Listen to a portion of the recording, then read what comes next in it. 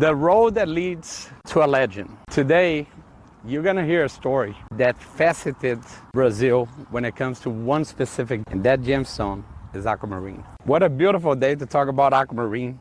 And if you don't know me, I'm Pedro Diniz, and I'm here to share a story about a legendary gemstone, which everything in this story is a must. If you love gemstones, if you love minerals, you gotta know the story. The story today is about an aquamarine, not just any aquamarine. Aquamarine that facets what Brazil is known in terms of high quality and high-end gemstones globally. Brazil is the #1 producer of this beautiful gemstone from the beryl family called aquamarine, which is the same family of emeralds, goshenite, bixbyite, pezotite, yellow beryl, heliodor, and many others, right?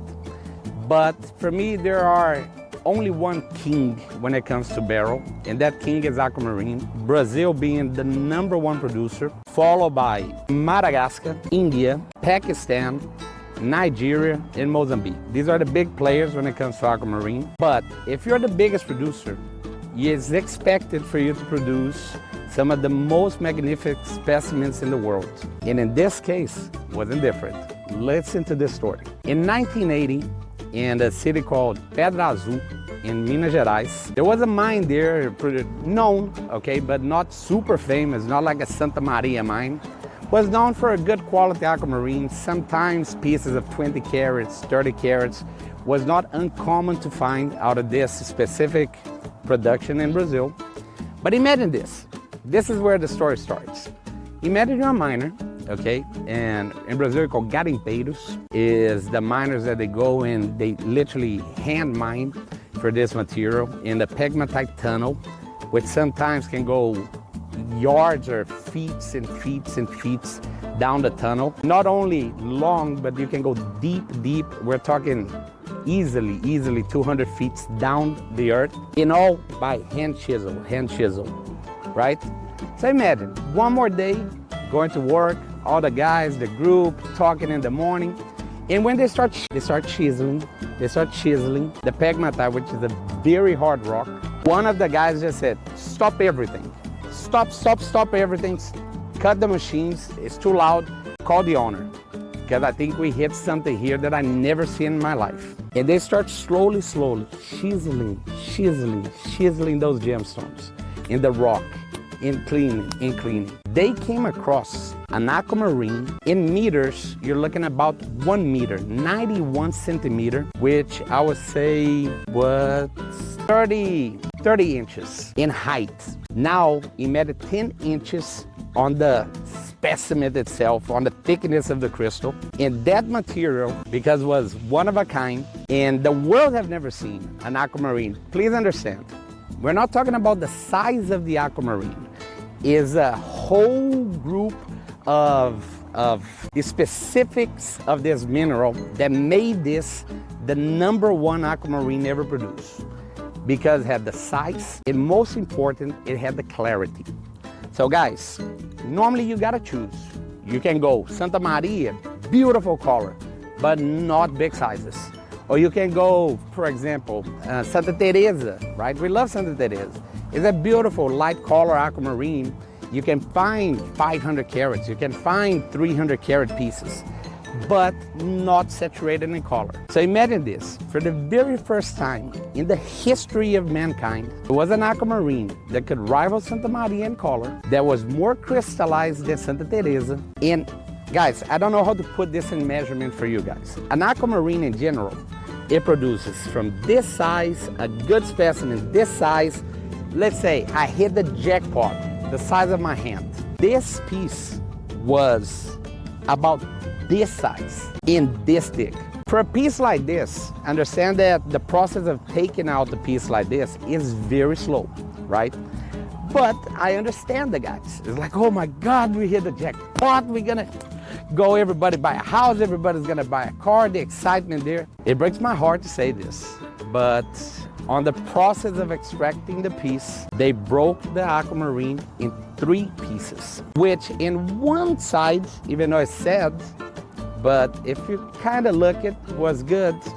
that gave the opportunity for people like us to own pieces from that specific piece, which, let's put it this way. Piece number 3, which was the bottom of the tail of the aqua, was the most included, but produced clean material that was cut in oval, trillion, pear cuts, and they were sold all over the globe. Number 2, or piece B, was slightly better in clarity, but the color uniform through the piece, okay? It was then cut into some larger pieces from compared to the part C of the parcel. In those pieces, they mainly ended up in the Italian market, in the Japanese market, also in the American and German market.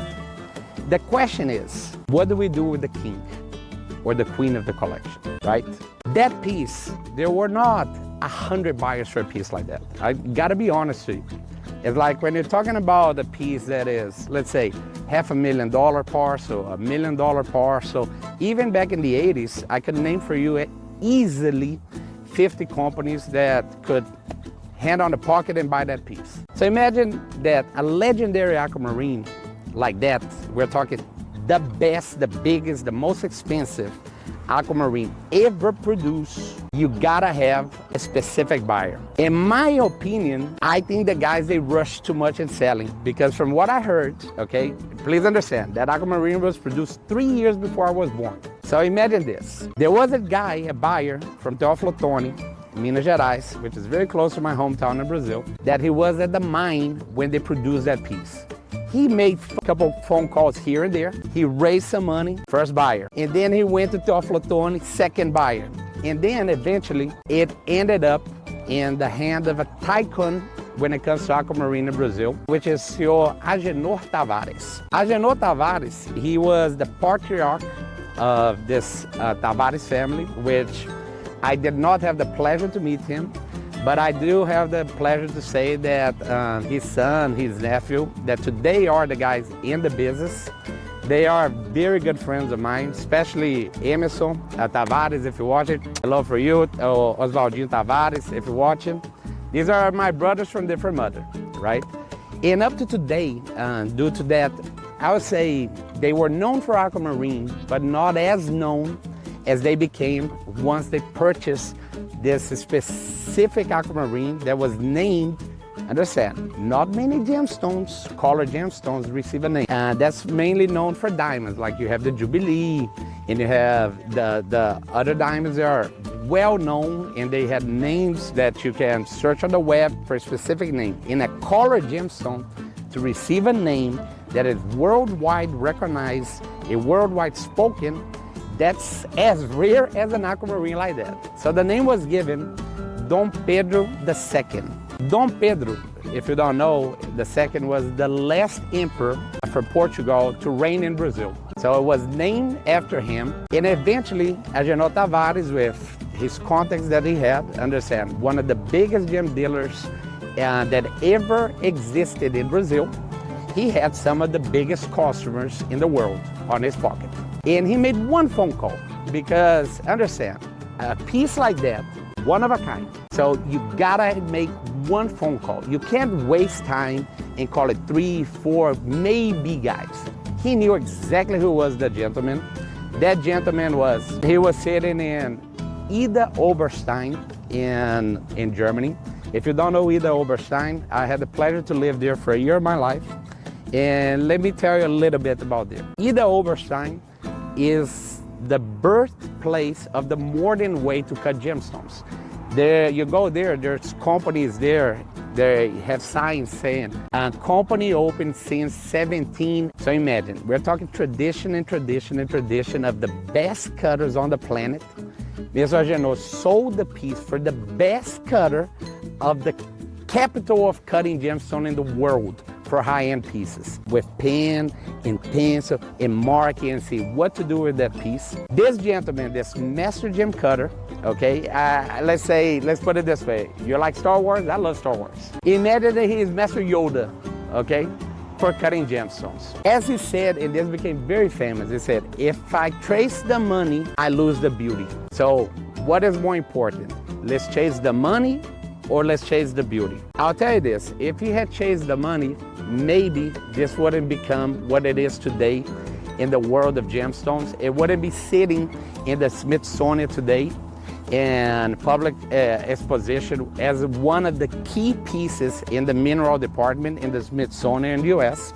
It is a piece that has been in France, it's been in Italy in exposition, it's been in Brazil. The piece, by the way, if you guys want to know a little bit more who bought the piece, was a couple from the United States. They owned a company that used to supply medical equipment, and they decided to buy and donate the piece to the museum. Look how great is that, right? So that piece, back in the day, let's calculate. Do you think $500,000 is a lot of money? Would you say $1 million is a lot of money? So imagine $1 million back in 1980, when $1 million was $1 million. Now you're gonna multiply by 2. Is that a lot of money, $2 million? I'll say $2 million will change anybody's life that never saw that kind of money in their life. Today, imagine back in 1980. Now, imagine that multiplied by 2. That piece is the record breaker up to today. Even today, there's not a single aquamarine that was sold in a single piece for over $4 million. And that number stands as a record since 1980. And I don't think any aquamarine in the world is gonna break that. So that being said, I urge you to have a look at some pictures here. I wanna say Fifi. Hello, Fifi is a dear friend of mine. He gave me a lot of behind the scene information about this. I want to say thank you to my brother Tanit, which he made a diligence with Agenor nephew and sons to gather the real information about this. I know you can find little videos here and there. I wanted to make a more comprehensive video talking about the mining, talking about the city, talking about the size, and most important, it wasn't just the size. I found an aquamarine that actually was 3 times the weight of that piece in a single piece in Cumaru do Norte, but by no means that aquamarine would ever yield me a piece that was a quarter of the size of the Dom Pedro aquamarine in terms of clean material. So Dom Pedro is the number one because it had the size, the clarity, and the color. And by the way, Dom Pedro is the name of the rough after our super Yoda master gem cutter from Ida Oberstein. He finished cutting. He renamed the final piece as Ondas Marítimas, is a Portuguese name. That's how you're gonna find an exposition in the Smithsonian. I highly recommend you go there. There are a few pieces that my family personally donated to the Smithsonian.